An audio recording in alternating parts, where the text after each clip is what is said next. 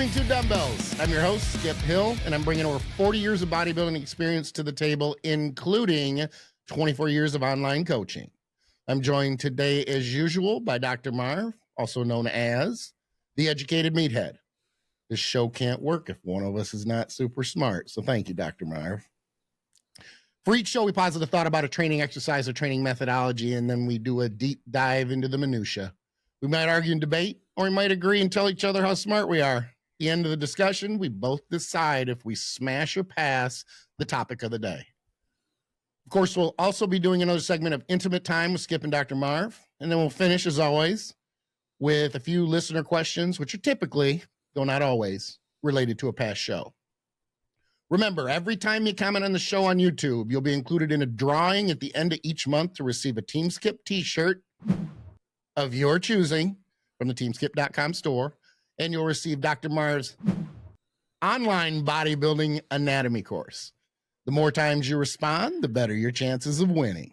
We'll post the winner for the month on my Intense Muscle IG account, and we'll also reach out to the winner via their YouTube account. I know a thing or two about training, but I've built a reputation in the bodybuilding industry for removing skin.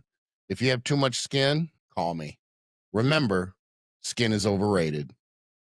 All right, Dr. Marv, I posit that calf training is still just as important as it's ever been for a balanced, aesthetic physique, even though you're really not rewarded for it anymore or marked down for it for having bad calf development or no calf development. But at some point, basically, the judges got together and said, you know what? It just doesn't matter anymore if you have good quality calves or mediocre calves. Now, back in the day, back in the 80s, ask Tony Pearson. He lost many shows because he didn't have good calves. It doesn't matter anymore. I wonder what your thoughts are on this. I think it's a travesty that calves aren't required anymore. I've always wanted a good set of cows, not calves, because my fiance and my in-laws are genetically blessed with cows. So I've been chasing them for the 12 years we've been together, which means my calves have been sore for 12 consecutive years. I've chased a few cows in my time, but I don't want to, I'm just, Anyway. Yeah. So I personally, like, when I still work with a few people, when I write programs, you better believe it. In my mind, you train calves every single workout, so long as the actual joints in your feet don't hurt. Right. I think that's a great rule. I think that was John Meadows' rule, and I agree with it. We'll talk about how we train calves in a little bit. I think what's going to help most is we just do an anatomy breakdown, because people, yes, there's two main muscles that make up your calves, but there's multiple little helpers that are vastly important that I don't think a lot of people are aware of. And then there's another muscle that apparently cures cancer. I missed the memo on that, but we're on the which same muscle page. I'm referring to. Oh, yeah. One of my biggest pet peeves. But yeah, I think what we should do is start with the anatomy breakdown. I'll kind of tell you some stuff about it. Then we could discuss, there's certain things I like people to do before they train. And then I am very opinionated of only two different ways I program calf training. So I'd be curious what you think and how you do it. So I figure let's do anatomy breakdown first. Everybody thinks about two main muscles. One is your gastrocnemius, right? That's your visible calf muscle. That's the one that we'll talk about in a sec, is prioritized when your leg is straight. Then we got your soleus, right? That's the one deep to it. But two muscles people don't really think about. One is your plantaris muscle. So 90 to 95% of people have that. Not everybody does. We don't think there's any functional differences if you do have it or if you don't, but that's something to keep in mind. That is the muscle I tore last July. And then even deeper is this guy right here called your posterior tibialis. And then we might as well show one muscle. Yeah, let's get it. Drives me up the wall. Cures cancer. Yep. That's your shin bone, is this guy, the tib anterior. So I missed that day in rehab class that if you strengthen this, it fixes everything from an anterior pelvic tilt to knee pain to big toe bunion formation to whatever silly crap you want to talk about. So you can those are add the 2 muscles. inches to your calves if you train your Yes. tibialis. Yeah. Correct. So those are the muscles. So let's break them down one by one because there's some important factoids about them, and then you hop in whenever. Yep. So gastrocnemius is your main visible one, right? That's the one that crosses the knee joint. So it will actually generate the first 15 degrees of knee bend.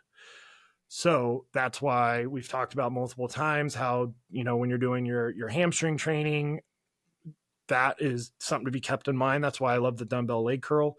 So if you point your toes down in a leg curl, right, it's called plantar flexion. So since I have my model, this is dorsiflexion, this is plantar flexion. When you point down, that will actually take out some of the gastrocnemius is a mechanical advantage with knee flexion, but I'm actually not a fan of that. And I'll explain why later on if I actually want toes up. Mm-hmm. Now, because it crosses 2 joints, like we've talked about before, it does deal with active insufficiency, which is why as soon as you bend your knee and you do the seated calf raise, the gastroc does not generate a ton of force.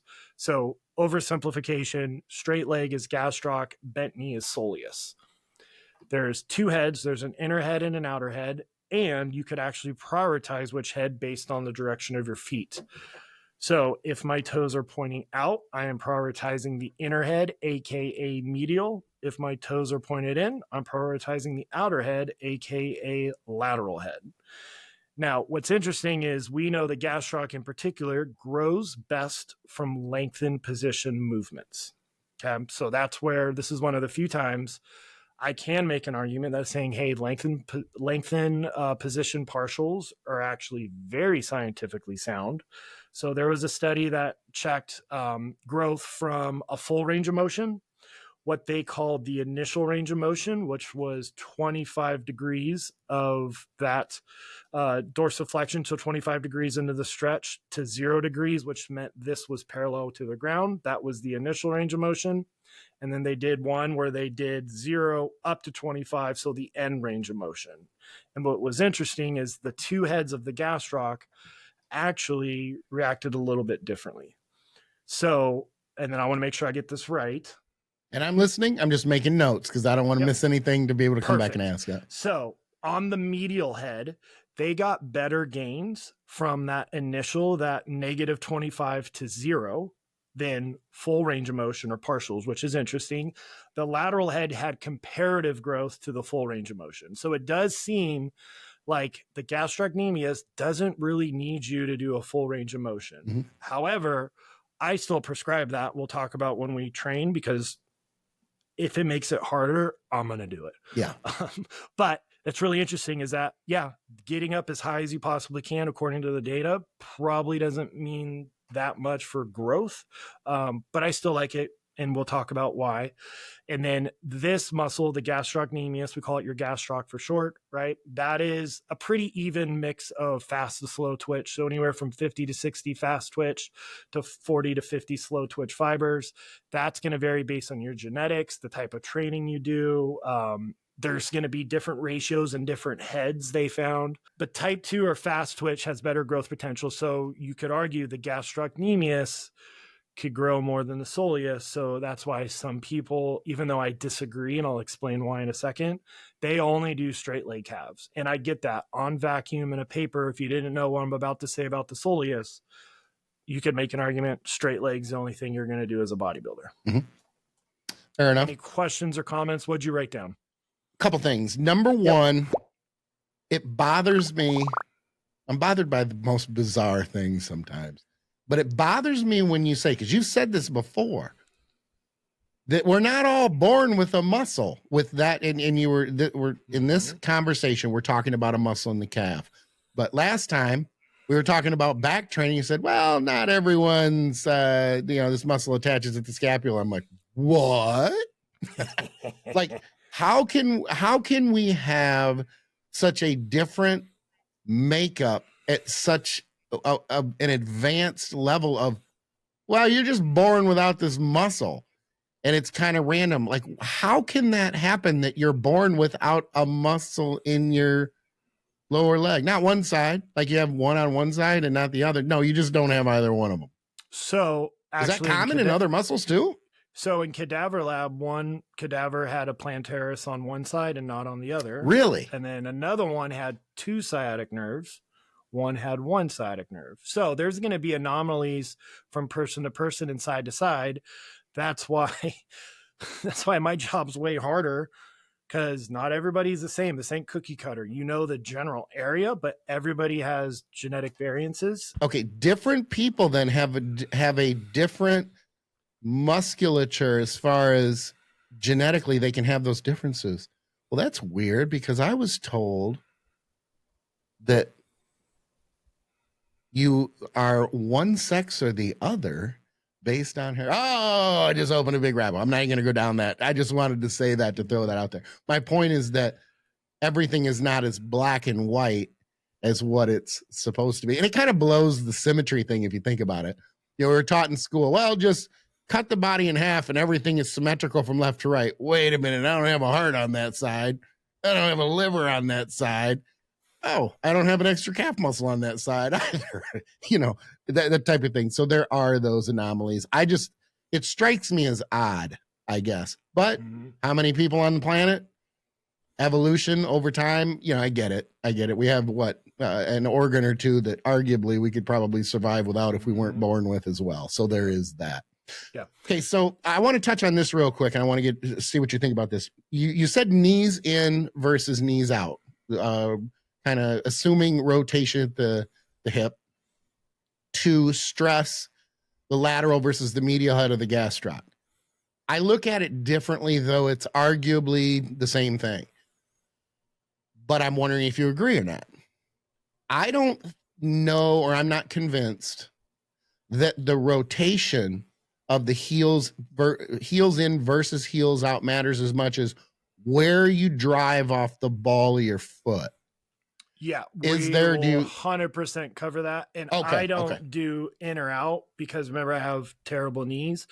I think it adds stress to people. So if you want to, fine. I can't tell you how many times people come in with inner knee pain and they're doing their toes, their feet like this and like this. I mean, they're doing extreme angles with their foot. And I'm like, but where would that cause? I'm struggling to make the connection with knee pain, because it's rotation at the hip. The joint doesn't seem to be. I'm talking about the angle of your foot. So your foot could either be straight ahead. If you rotate your foot out, it'll prioritize the inner head. If you rotate your foot in, it'll prioritize the outer head. But as I rotate my foot, that'll compress one side of my knee joint and gap the other, or vice versa. Okay, I didn't look at it that way, but I see what you're saying. In my brain, I'm thinking the track at the knee is still going to be even. It's just the rotation at the hip. But I see what you're saying. There almost has to be then a shift in the stress from lateral to medial. Okay. Significant? Yep. I haven't had. I've said twice I've had to tell people to quit doing that, and their knee pain got better. Okay. Yeah. Fair enough. Yep. Fair enough. Okay. Yeah. All right. Yep. So that's gastroc.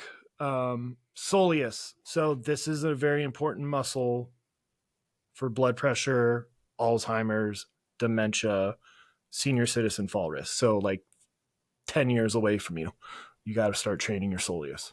So there's a whole bunch of stuff to cover there. So this muscle is super deep, right? It's what regulates your blood pressure when you go from sitting to standing. I thought you were being sarcastic. I literally thought that comment was being sarcastic. So now you do have. I was being a smart ass. I was waiting for you to catch it. Okay. Well, no. I'm saying, okay. So just so we're on the same page, are there connections between? Yes. Okay. 100%. Oh, yep. Okay. Yeah. So that's why we want to train it. Yes. This is why you want to train it. Oh. That's why the soleus, it's considered the second heart. So it regulates your blood pressure when you go from sitting to standing. Right. It's also a postural muscle that prevents you from falling forward. Right. So it's really, really, really important. So we know that if they measure blood pressure and your blood pressure is higher in your ankle, it increases your risk of dementia dramatically. Interesting. Because this muscle's firing all the time, we theorize it's around 80% slow twitch. So less growth potential as a bodybuilder, but if we could train something that's going to help prevent Alzheimer's and dementia and maintain blood pressure in our later years, it's probably a pretty big idea or a good idea to train it. So yeah, I heard the second heart analogy about a decade ago off the top of my head. It's now starting to gain a lot more credence, and it's really, really important.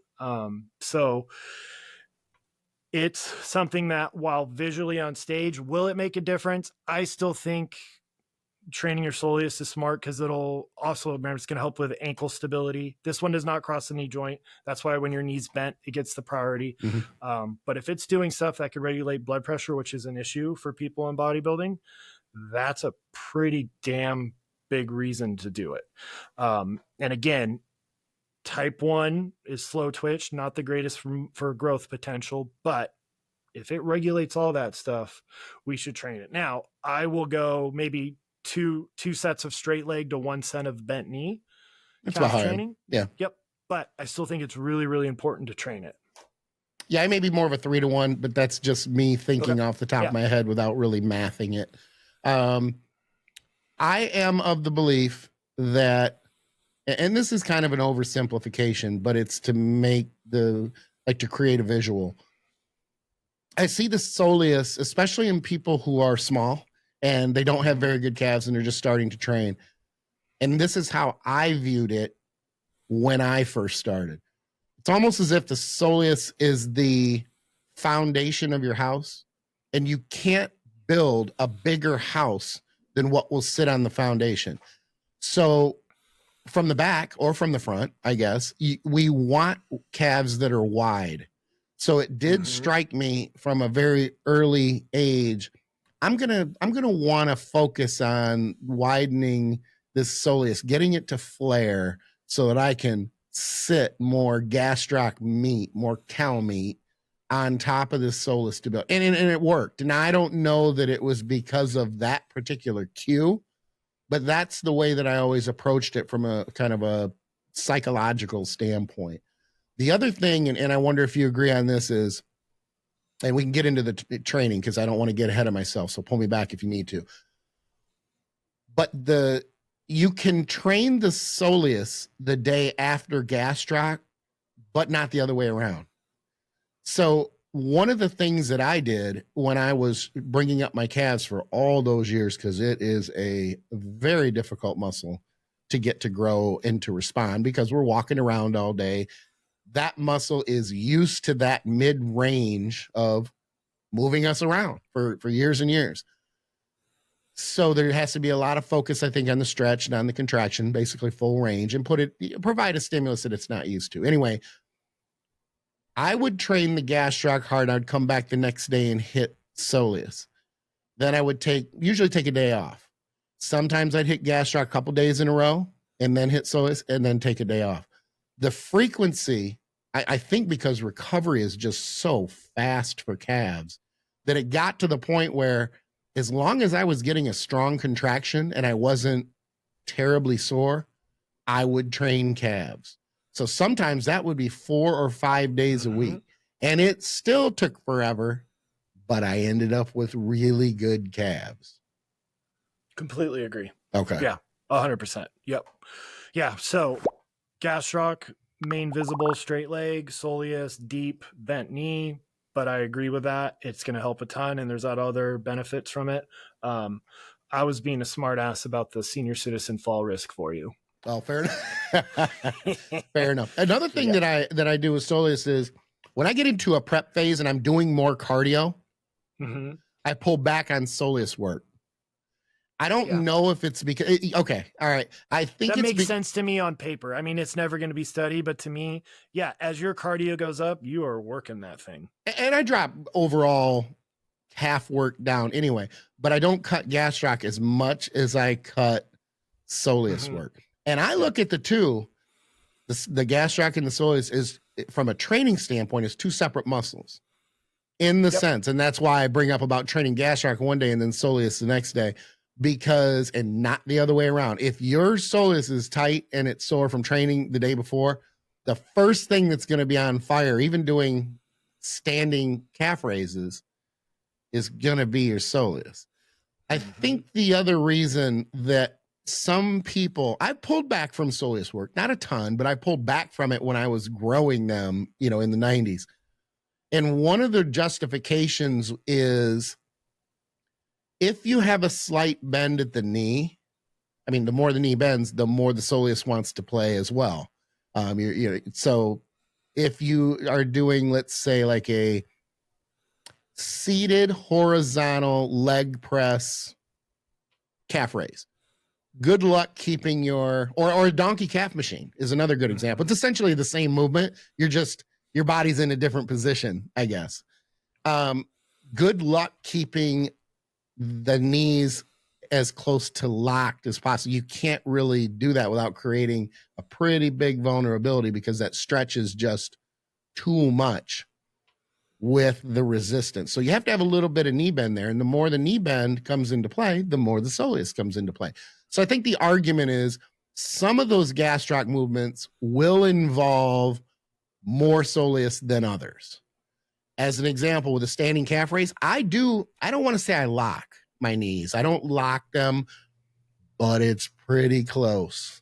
Like if you took 20 guys out of the gym and pulled them out randomly, I'd be the guy that everybody would say, oh, his legs are locked. I don't want to pile on weight. I want full range of motion and I want as much stretch as I can out of the gastroc. So I'd rather lower the weight, keep my knees very close to being locked in a standing calf raise, and then allow for a little bit of bend as my torso is bent in a movement like a donkey calf machine, like a seated leg press. Exact. Okay. Okay, yeah, good. We're on the same page. Because with my bad knee, I can't handle lockout unless I'm standing. If I'm doing a standing calf raise, I could do lockout. And what gets you way more sore? Knees locked. Oh, yeah. Right? Oh, yeah. Because that stretch is brutal. And when we talk about how we train them, I am headstrong on rep tempo when it comes to calf training more than, and I'm already big on rep tempo, but that's my biggest thing.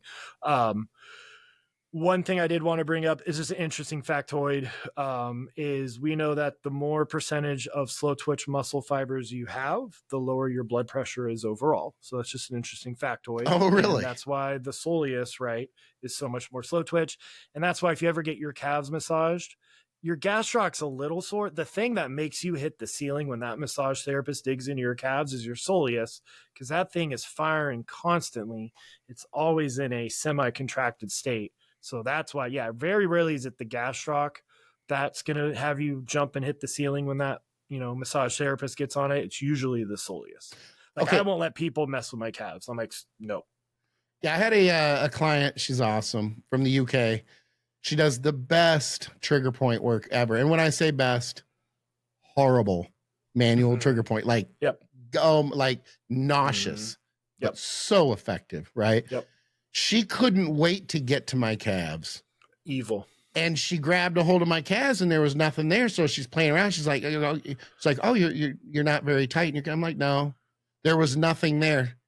She was literally disappointed because she thought that I was going to be trying to crawl and cry for safety. And I did, but just not with the calves. Yeah, that's funny. Yeah, I got lucky in that sense. Let me ask you this. With the when it comes to gastroc or soleus, it seems that it's the soleus then that can be the limiting factor for knee position while training legs, not calves, but like training quads, because wouldn't it potentially limit how far? I guess what I'm asking is soleus can play into Achilles flexibility. It can arguably keep your knees from not being able to go out as far with the heel still in contact, solid contact with the ground, correct? I mean, I'm thinking of something like a pendulum. I think it's something like a hack squat with an open angle. I mean, these things, is it going to be limiting because of that?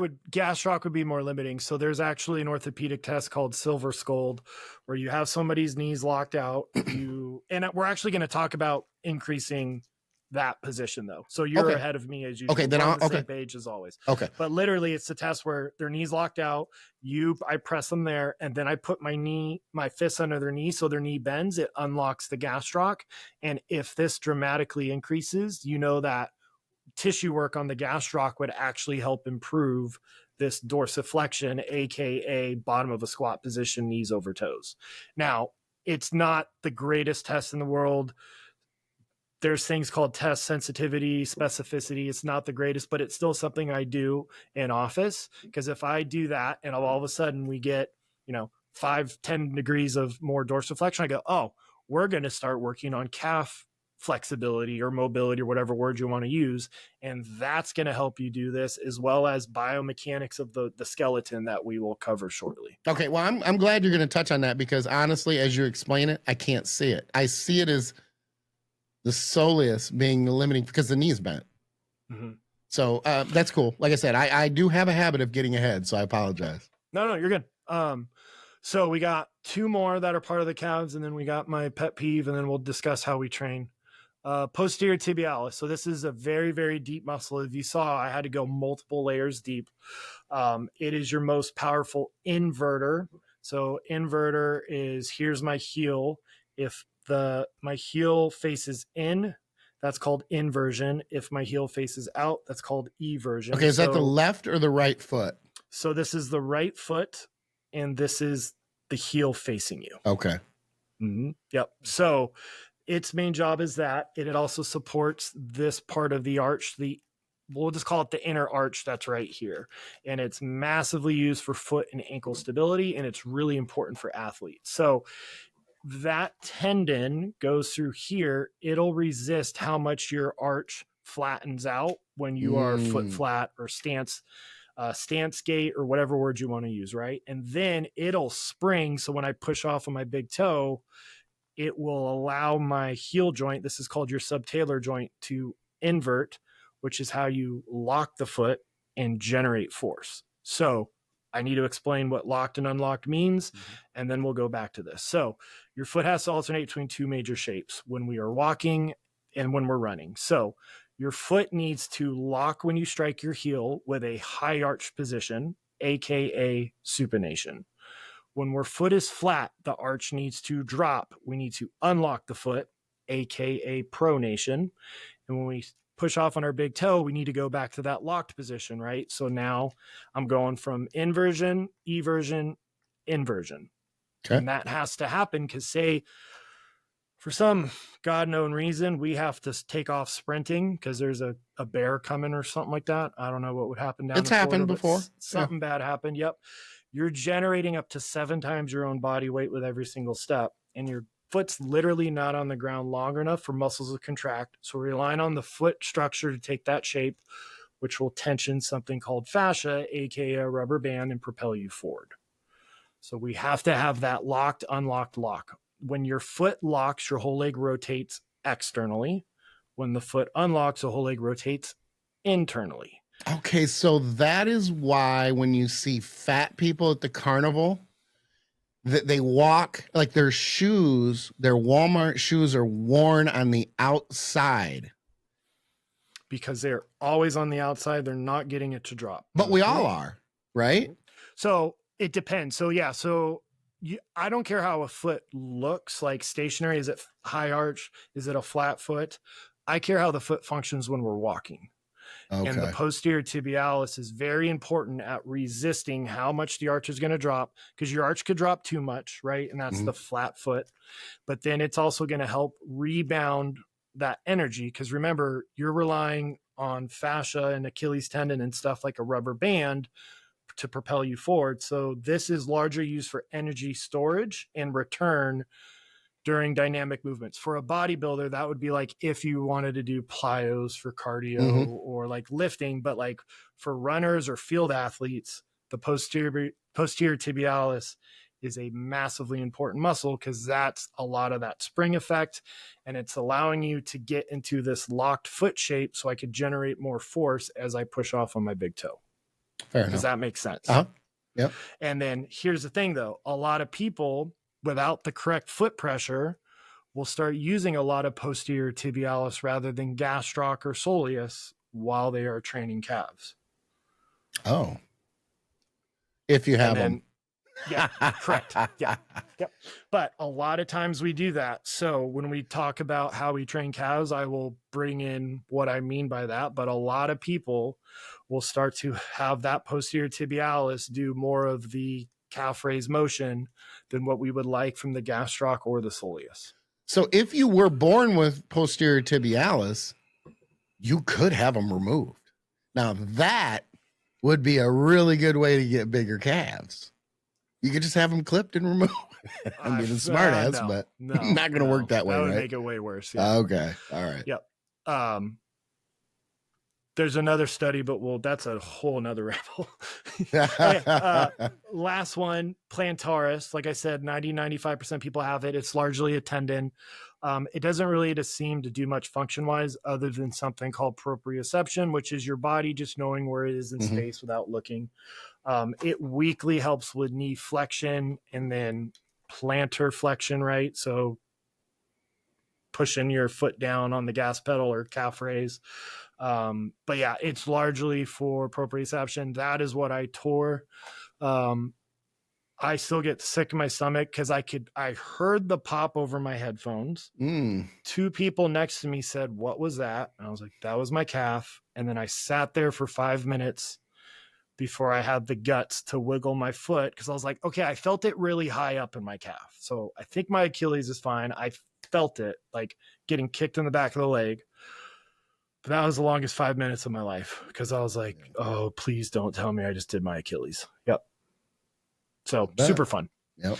And then let's talk about my pet peeve, tib anterior, and then we'll talk about how we train calves. Best muscle in the body. I think this is highly underrated. Oh God. Sarcasm. Yep. So contrary to popular belief online, it does not cure cancer. It does not give you the winning lottery numbers, right? It does not bulletproof your knee. The tib anterior's main job is on the ankle. So dorsiflexion, bringing it up, and a little bit of that inversion we talked about, but the posterior tibialis is stronger. But the anterior is front, posterior is back. Both tibialis muscles provide a lot of stability on the inner side of your foot, right? So incredibly important during heavy lifting, right? Especially if you're somebody who does like a super wide sumo squat or deadlift or whatever for plyos, blah, blah, blah. But yeah, for my athletes, it's way more important in the lower body. Yes. Prior to we know who made $1 million selling us that we needed to train this muscle. It had been considered the most undertrained muscle in the lower body. So at one point, the tib anterior was the most undertrained muscle in the lower body. Hip flexors were the most untrained muscles in like the midsection. And that serratus anterior we've talked about multiple times and we'll talk about during trap work is the most underdeveloped or undertrained in the upper body. I'll be honest, I don't do tib stuff. Tib anterior. I know John Meadows is big on it, and his argument makes sense, right? Get as much blood into it as possible. But where I train at, the calf machine and the tib anterior raise machine are on opposite ends of the gym, and I just don't care enough to go walk back and forth. I want your opinion on this because I've never seen that I've never seen that it's logical. And I could be wrong, but what is the involvement of the anterior tibialis if you're going to do a calf raise, like you're going to use the calf raise machine with your heels on the block, your toes hanging forward, and you're doing what is it? Plantar flexion, dorsiflexion. You're basically doing your calf raise with your heel on the block for anterior tib. I can't see that. I can't see that because I don't see the resistance. It seems nonsensical, right up there with doing rotator cuff work while you're standing doing like holding dumbbells like a hammer curl. Thank you. There's movement there, but there's not resistance. It's not in the right direction. It's not in the right plane. Am I right? I just can't see this. No, you are 100% on. Okay. Now with runners or people who sprint, yes, you want to have a strong tib anterior. Bodybuilders, I don't really think it matters. Now, but if you like doing intense cardio, you do have, issues within the past, that's fine. I personally do like having the ankle dorsiflect while you're doing leg curls because the tib anterior does cross the knee joint, which is why they say it stabilizes. I think it provides a little bit of stability to a knee on a leg curl. At least for me, anecdotally, with my bad knee, if my toes are up, my bad knee feels better whenever I'm doing leg curls. I can't go heavy leg extensions, but when I do leg extensions, I have my ankles pulled up. So to me, anecdotally, it's helped. So I typically just cue people, hey, I want toes up, dorsiflexed on all leg curl variations and leg extension variations. But, okay, so I do want to piggyback off that, and I want to say this. I did experience very, very good results from taking advice from knees over toes guy. I don't know whether this guy's full of shit, whether he's not full of shit. But I tell you this, he's got an incredibly effective program that has worked well for a lot of people.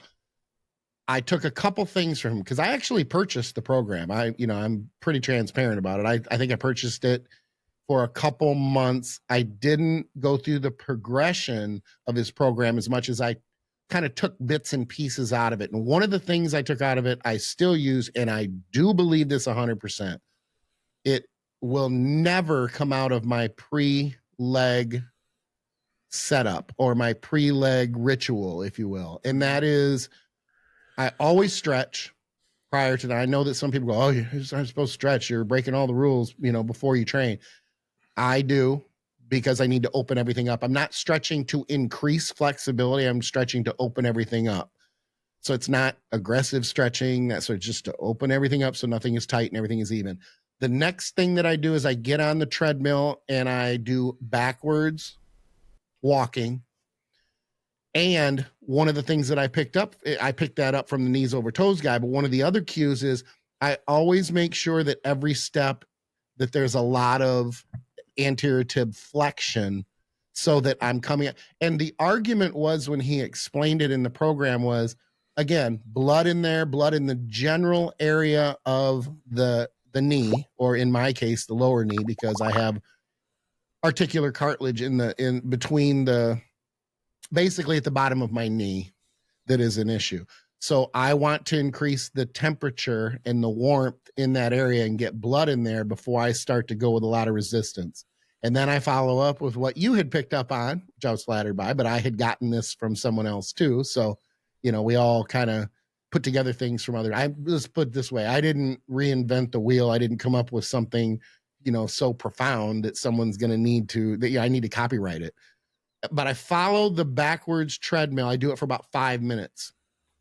And intermittently, I'll turn around and I'll do some lunging and stuff, make sure my glutes are warm too. But the point is, the vast majority of that time, 3.5 to 4 of those minutes, is walking backwards on in different paces, different tempos. Is the treadmill turned on, or is it a dead mill walk? No, it is turned on, but I don't, and this is a good point, I'm glad you asked this. I don't do it fast so that I can push against the treadmill, so that there's some resistance. Now, as I get deeper into the minutes, I might push a little harder, but I'm to the point now where I'm not really working that treadmill like I used to. I'm just getting it warm. When I was rehabbing, I was working that treadmill, the resistance, as much as I could.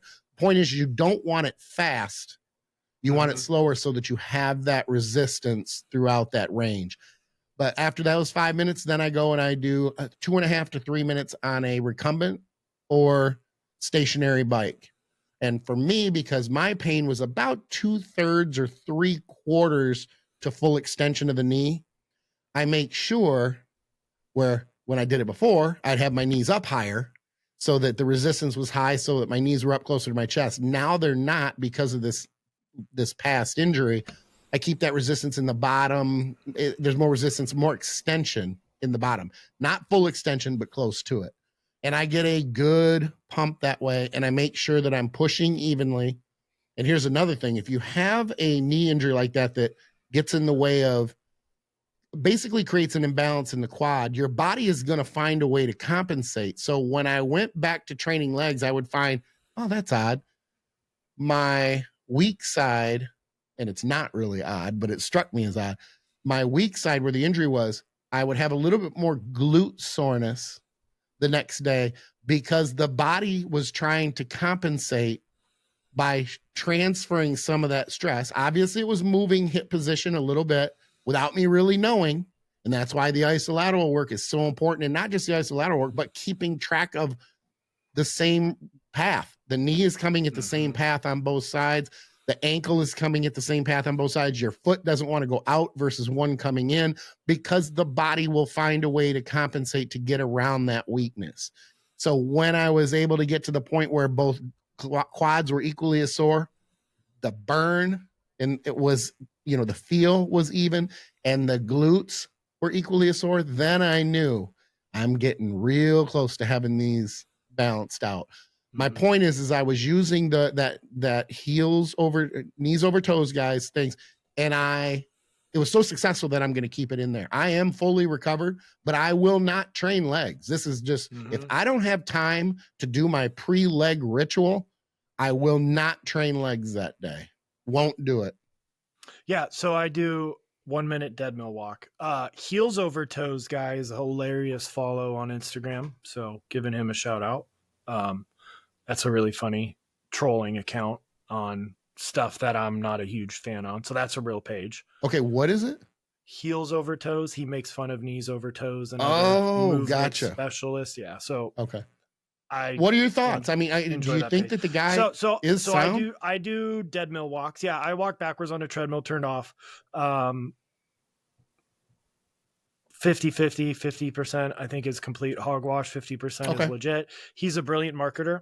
So yeah, I agree with that. He's a brilliant marketer. But more often than not, if I hear his name, there's a list of like 5 people. I don't want to talk trash, but when patients bring up 5 people inside, I just go groan. I don't say that to them. Gotcha. Go, okay, what are you doing? Yep. But yeah, I like the dead mill, reverse walking treadmill. I'll even put my voodoo floss or my factor floss on my knee and do my dead mill walks that way. And that works even better. Okay.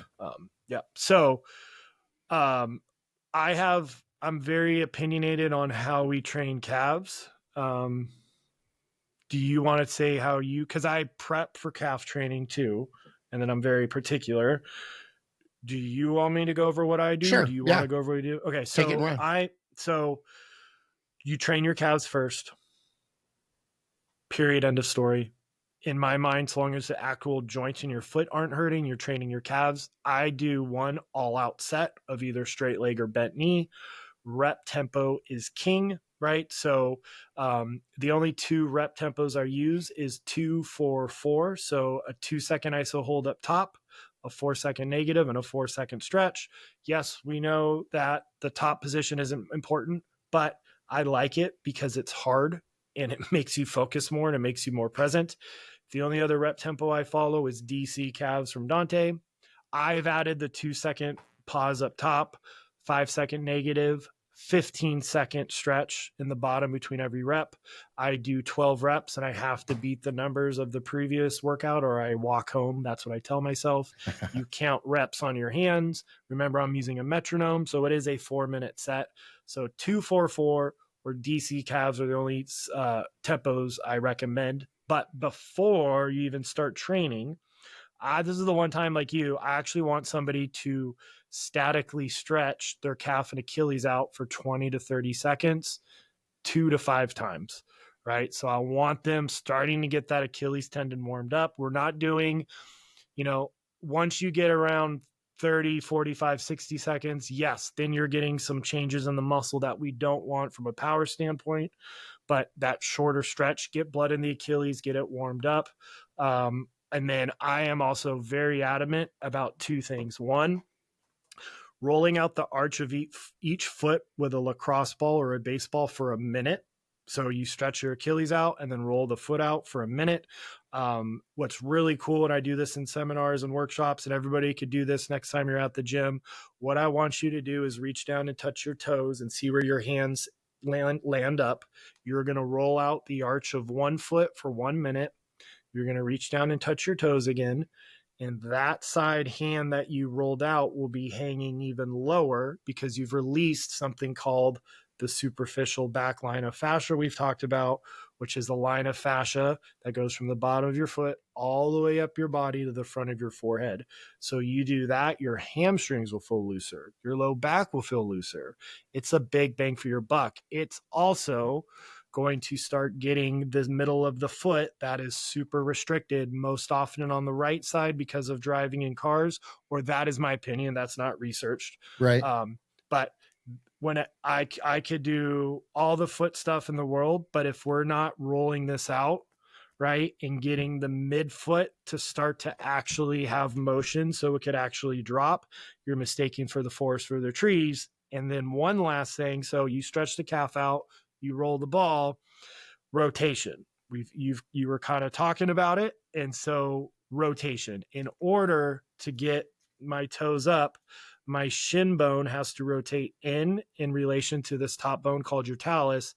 And if my shin bone isn't rotating, I'm going to get restricted and I'm not going to be able to go as deep into the stretch. It's going to impact squat mechanics. So what I'll have people do is you physically grab your lower leg and you're in a lunge position. As you shift forward, you rotate your leg in. As you shift back, you rotate your leg out. I will make sure Chris puts this in the podcast. You're thinking kneecap to big toe, kneecap away from big toe. So you statically stretch 20 to 30 seconds, 2 to 4 times, roll out the lacrosse ball or a baseball. A tennis ball is too soft. A golf ball is too focalized. And then as needed, I like proactively doing they're called tibial rotations. Do that 10 reps each side. You're ready to go. And then 2 big cues. I don't think ankle forward. I don't think ankle up, ankle back. I think ankle forward, ankle backward. So you're fighting for every last millimeter of range of motion. And to make sure the gastroc is doing the work, you want to be pushing off your big toe knuckle, kind of like what we talked with glute training. Mm-hmm. So here's your foot. If you're starting to use that posterior tibialis, the inside of your foot is going to start showing more. So you're going to get off that big toe, right? And your heel's going to start becoming more exposed. And that means posterior tibialis now is doing a lot of that plantar flexion motion than what we want. So I believe even Dante had that as part of his DC calves. He figured out of keep pressure on that big toe knuckle because we'll start to roll on the outside. And then you're not getting as much as that gastroc or that soleus. You're getting a lot of posterior tibialis. And I will only do 1 set each. 1 set of either bent knee or straight leg. I don't do them in the same workout. And I will not do any bouncing reps whatsoever. When I tore my calf, I was playing around with a pump set. Yep. So I literally, there is no bouncing. There's no explosiveness. 244 or 2515. That's it. Now, like a beginner program on my website, it might be like 3 second stretch, negative 3 second stretch, but I will not let anybody go less than 3 seconds in the stretch position. Also, do you want your Achilles to do the work or do you want your calf muscle to do the work? Because the world's largest rubber band is your Achilles. There is a spot though, right? So we're just going to visualize like I got the tendon there. It's called the watershed area. That is where there's the least amount of blood supply because the soleus and the gastrocnemius muscle, it spirals around itself. That's why it's so damn strong to propel us, but we have the least amount of blood supply. So majority of the time, if we're going to have a tear, it's at that watershed area. If you feel pressure in your Achilles tendon, even though I said, hey, I've got to hit 12 reps or I walk home, that's the one time where you shut it down. You do not mess with anything. Yep. And that's my calf training. Mic drop. My calf training is far less complex. Now, that's not right or wrong. It's not right or wrong. Don't get me wrong. It's just something that I've come to over the years to kind of, I don't know, encapsulate my perspective on calf training is from an effort standpoint, I don't care about reps. I don't care. All I care about is full range of motion. I don't even give the foot position consciously a lot of thought. I don't play with in out. I tried it. I messed with it for a long time. And I'm like, you know what? This seems to be more of a hassle than anything else. I'm just going to try to keep. I think the only thing I really focus on is if my heels, I notice that my heels start to come in too much, I will reset and make sure that I end up pushing them back out. I want to go until I can't tolerate the pain anymore. It's not 9 reps. It's not 15 reps.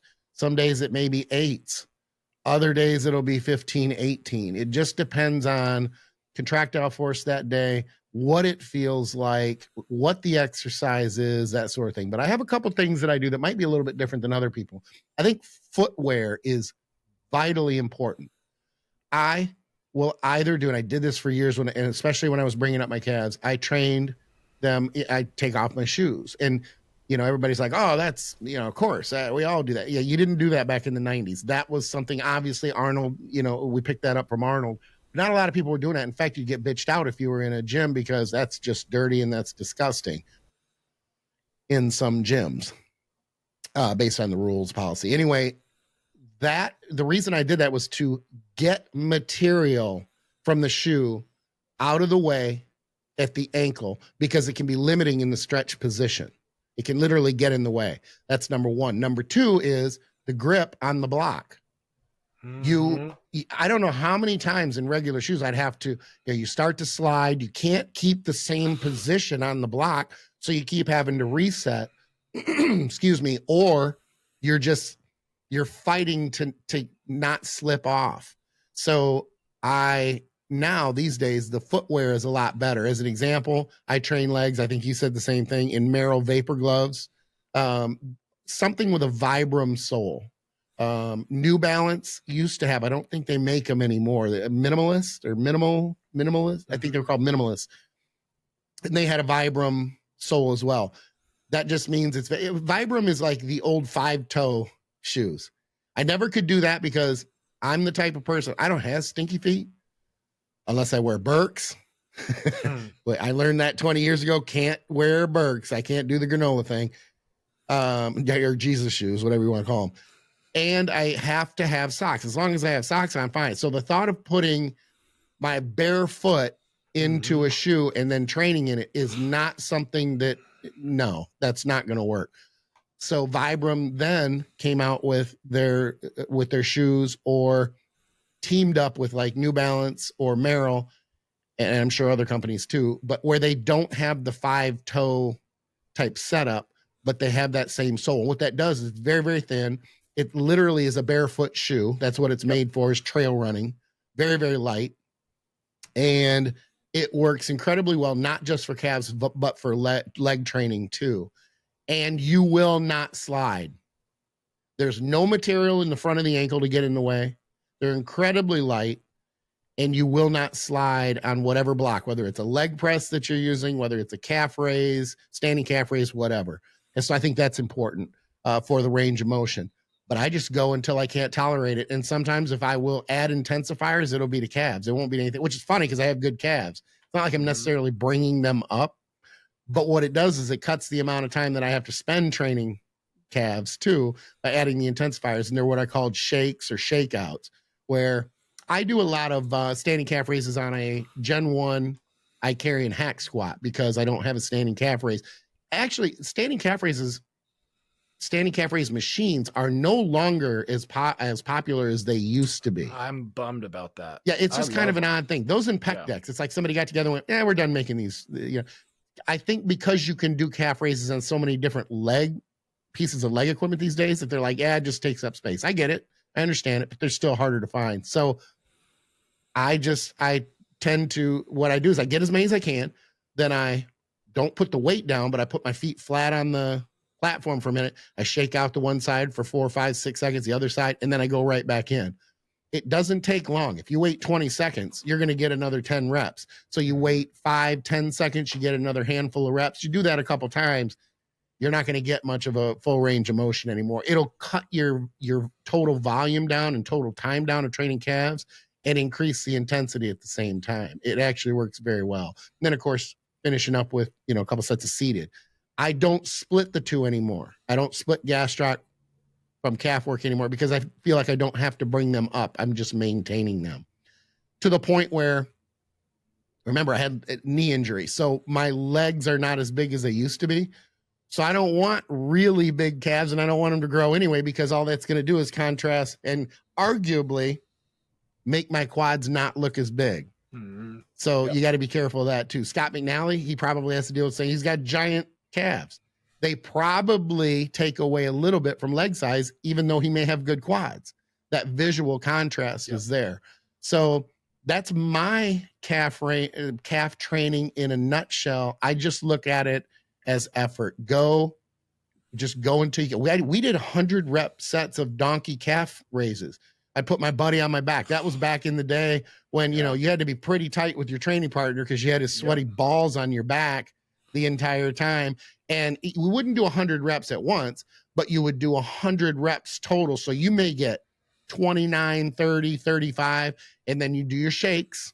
I mean, I've been doing these since the late 80s because they were training in our basement. Partner's still on you while you're shaking out? Yes.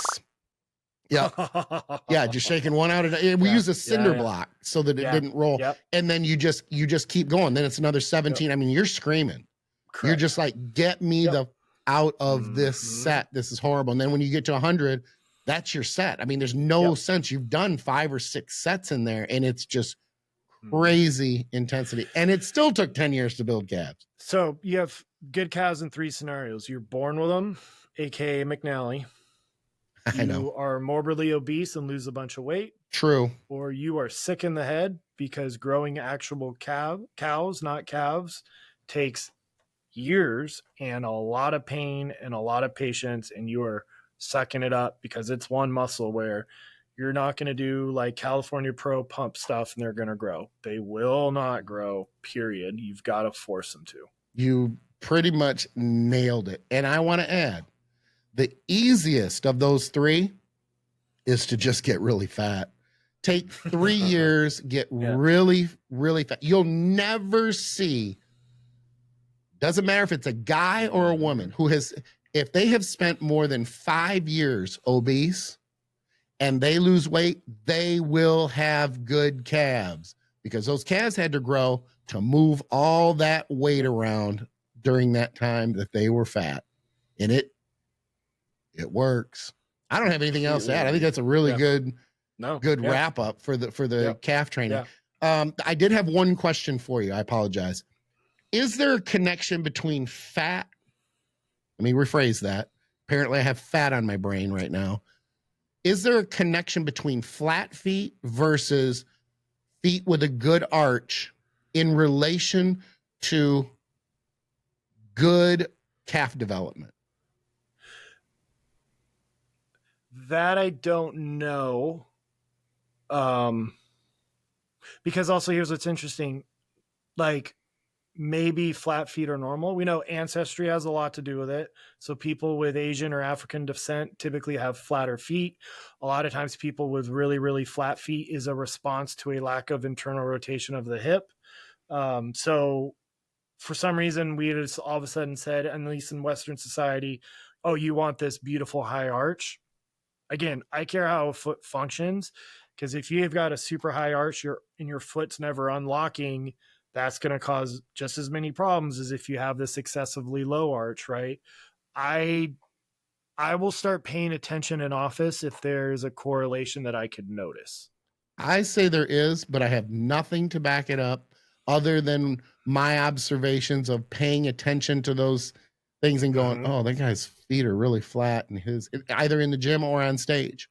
Versus, so what do you think a flat foot has better calf development, or the potential for, or the potential for, And I have very, very flat feet, like to the point where you are going to be getting a stretch on the calf day to day, way more than if you have a high arch. So is calf training breaking down the arch? I wouldn't think so. I wouldn't think so either, but that's, I don't know these. Answers, I can't make an official answer other than I could see on paper in a vacuum, just thinking logically, yes, but I don't know. But I'm going to start paying attention, because anytime anybody comes in with a lower body complaint, the first thing I do is watch them walk barefoot. because watching their foot tells me what's going on at their hips. It makes me look like a wizard because I could go, oh, by the way, you rolled your right ankle. Well, that was like in high school. It still matters. Yeah. But I will start paying attention to that. And so give me like a month or two. And then if we remember, and if I remember to do that, I could report back.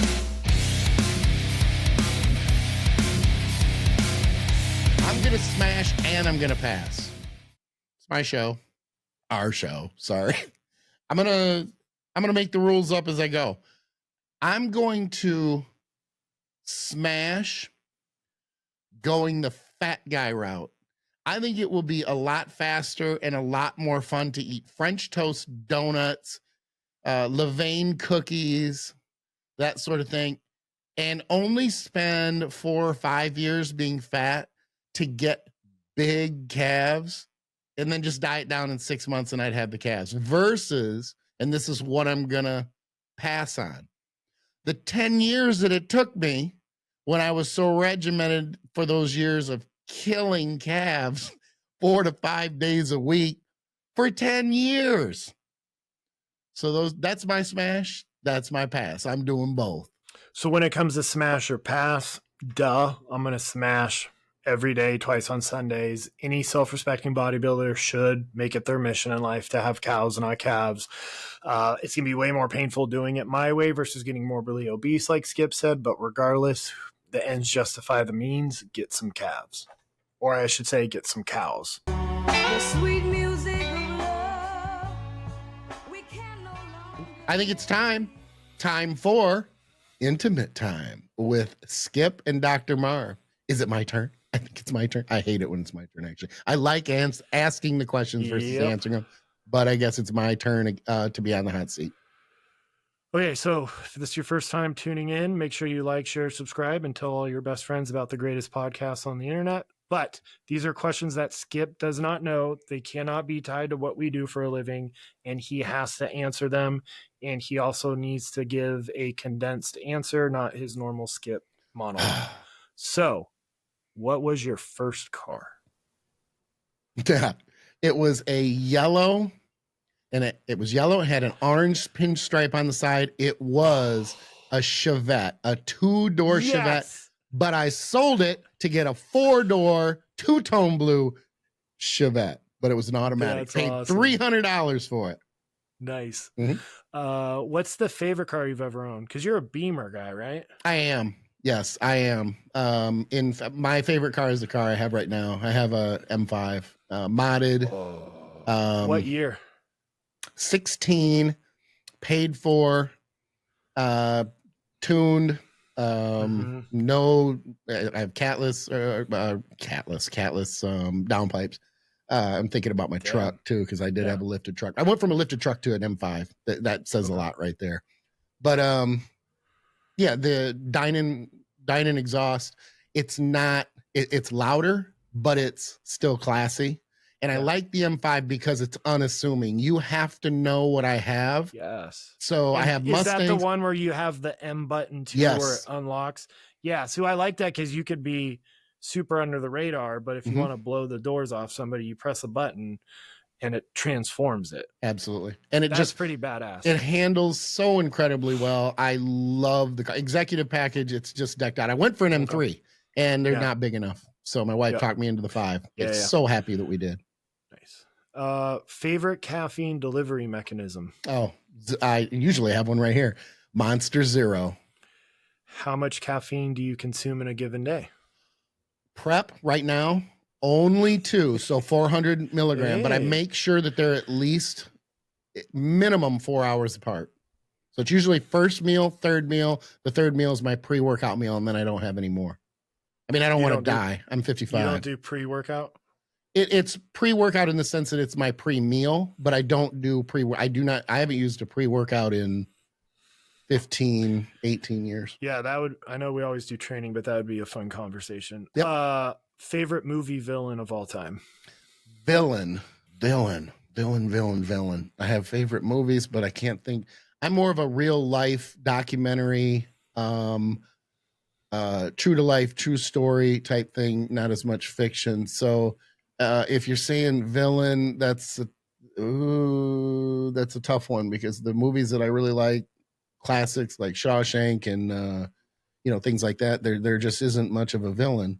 So I'm going to have to force a fiction, and it's a generic answer because I can't come up with anything. Again, it's going to be something like the Joker or something that plays, something. So Heath Ledger is my all-time favorite. He finally surpassed Darth Vader. That's the greatest See, and villain I've not ever. seen Star Wars. The originals? I'm just not I know. I'm not a fiction guy. Game Okay. of Thrones, any of that. Squid Games, maybe, but that's just, Okay, that I well, don't consider had we that had normal. this conversation when we were talking about starting the podcast, you might not have a co-host if I knew you never saw Star Wars. I'm not a fiction guy. All right. Damn, that blew my mind. All right. Yeah. I'm so disappointed. Favorite movie protagonist? I mean, assuming you mean like hero, awesome guy, that sort of thing. I'm a huge Clint Eastwood fan. I think that Unforgiven is arguably one of the best movies that he has ever done. So I don't know what his character's name was, but it's a hell of a thing to kill a man. You take everything he's got and everything he's ever going to have. Loved it. Just loved Excellent. So we've already been kind of talking about it. Your top 3 movies of all time for yourself. This one's pretty easy. Shawshank is up there. It's just so classic. Top Gun is number 1 because it was so nostalgic and has such sentimental value. The first one or the second one? Top Gun is number 1. Top Gun is number 1. The first Top Gun or the second Top Gun? Oh, I'm sorry. First one because I was a teenager and that movie impacted me so bad. Like I knew at that moment, I have to get out of Michigan. I have to get to California. I need to, it got me into super sport bikes, which is funny because you go back and you look at that Hurricane and it was just horrendous. That thing was a tank. And I didn't end up buying Hurricanes. I ended up with ZX10, ZX7Rs, things like that. But it took me down that path and of I want to say coolness when I was younger. Okay. So it goes Top Gun number 1, probably Shawshank number 2, but Unforgiven is right up. There's other ones, but those are the ones that come to mind first. Do you have a movie or TV show you find yourself quoting frequently? Well, there's always Top Gun. I age myself with that all the time, but Schitt's Creek. I am a Moira fan. Moira-isms. Keep the carriage in the wake of the mare. I just think that's awesome. The things that she came up with and the words that she used, I'd make notes. I'd pull out my phone and my wife would be like, "You're making another note." I would keep track of the words that she used. I do that. I love that. Okay, you can be mad at me because I've never seen that. It's really duality, good. Yeah. Duality time. What is your biggest strength and simultaneously your biggest weakness? I am incredibly, no matter what it is, relationships or whatever else, I am incredibly loyal to a fault, committed, loyal. And thankfully my wife is too. So we're in that sense, we're like made for each other. 33 years of marriage, and not just marriage, but happily married. And then my biggest fault, I will, if you fuck me over, I don't care who you are. I don't care the relationship that I had with you. I don't care about how good the past was. I will write you off and forget about you forever. However, when you talk to me, you may not know that. Like if I see you somewhere, I'm not going to, it sounds like, oh, you patronize people. You're not being, no, I'm just not going to let the negativity play out. I'm going to let you think everything is fine, but I'm done with you. Yep. All right. I'm literally going to bet $100 on your answer. Who's going to win the World Series this year? Oh, that one, I'll be honest with you. I don't make those types of predictions because I don't have a team that I'm loyal to. I just love baseball. I have tickets to the Pirates game the day after Masters Nationals because it's on my bucket list to get to every major league park, and this will only be number 8. But I don't care about the Marlins. I don't care about the Rockies. I go see the Marlins because I live here. I'm a fan by proxy, same like I was in Colorado. I just want good baseball. It could be the Cardinals. It could be the Padres for that matter. I just love good baseball. I'll go with the Padres. Lifelong Padre fan, aka not a big baseball fan for obvious reasons. Right. Petco Park. And you are off the hot seat. Nice. Awesome. So those were we got easier. one question, and then we will wrap this up. So this person will be entered into the drawing. We have one more show to go before April is done, and That's we will right. announce winners. And we're going to be throwing protein. I'm going to be throwing protein left and right. And you know what? It's 3 pounds this month, but I am upping that to a 5-pound tub next month. Nice. Yep. Hopefully by next month, my squat course is done. I'm working on that as soon as we finish, which Very is a cool. massive undertaking. All right. So this is from Devil, 5HLY Grim 972. It was an older question, but I loved it. And I want to hear what you did, because I did kind of a similar experiment at the same time. And that was before you and I started doing this. So he commented on the chest exercise movement. He said those declines work like a charm. Nice. My chest was crippled for about 4 days. Thank you. Hey, Skip, whatever happened to training 1 week on and 1 week off? And did it work for you? Oh, yeah.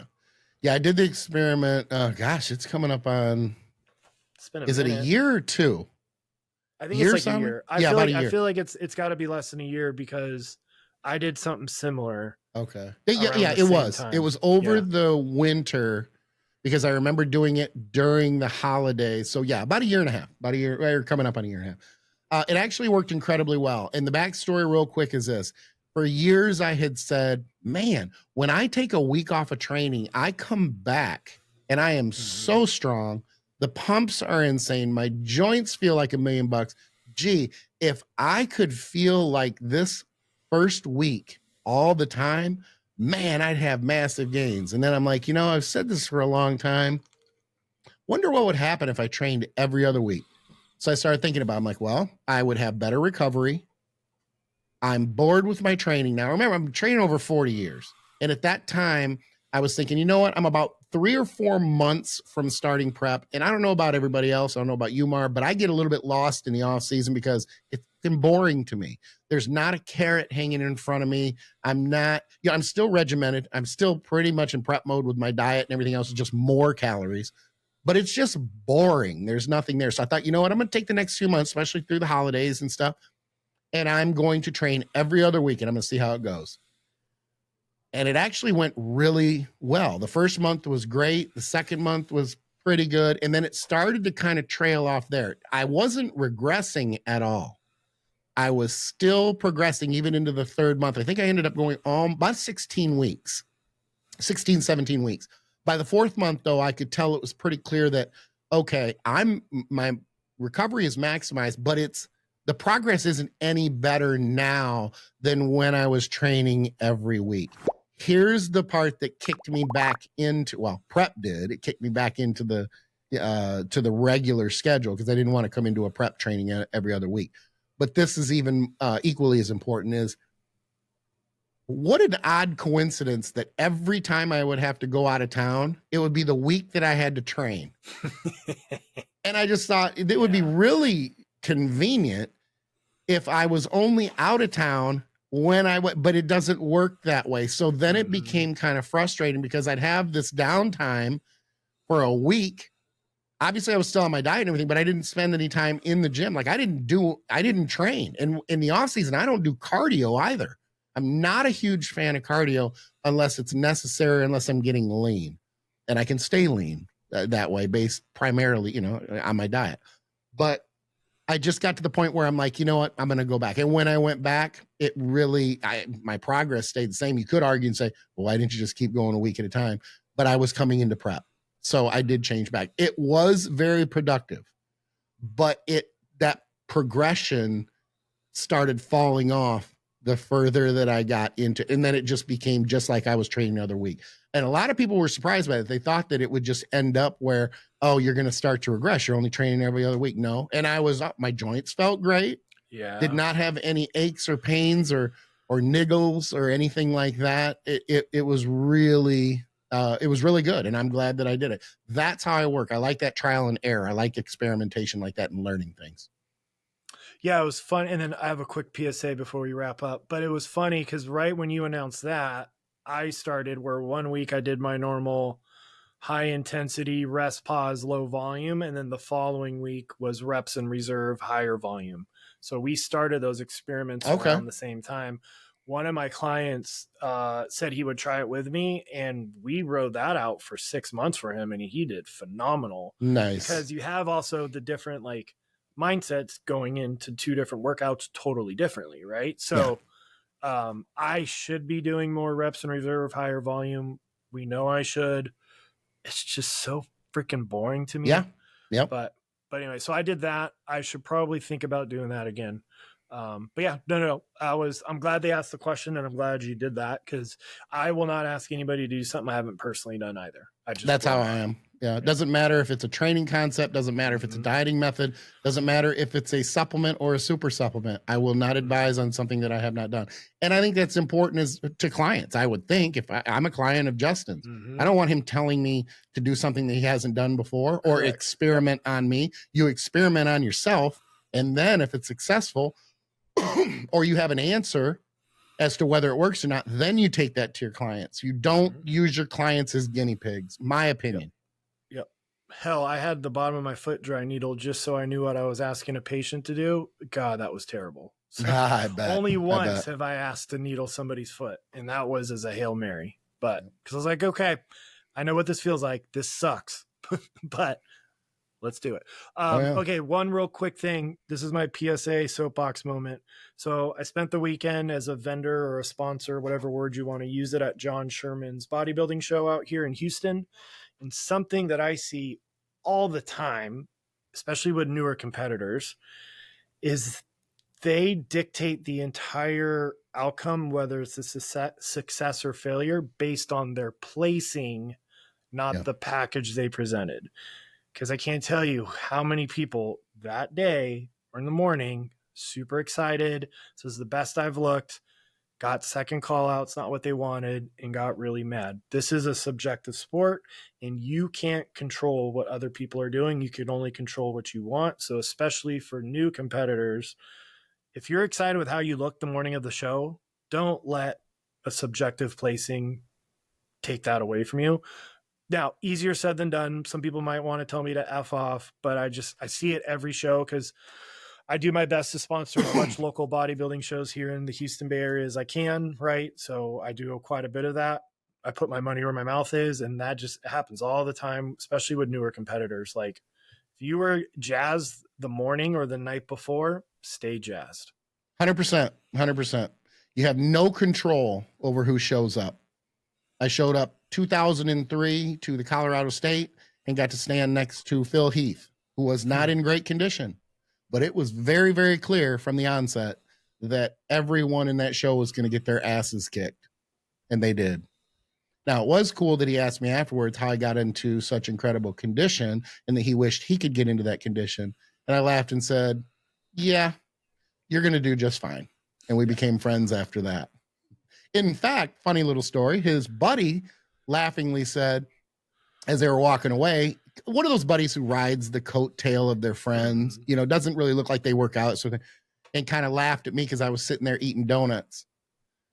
And Phil said, don't laugh at him. He had arguably had the best condition in the show. Shut that kid up real quick. Appreciate you, That's Phil. awesome. We're going to be friends. On that note, we got to get to getting.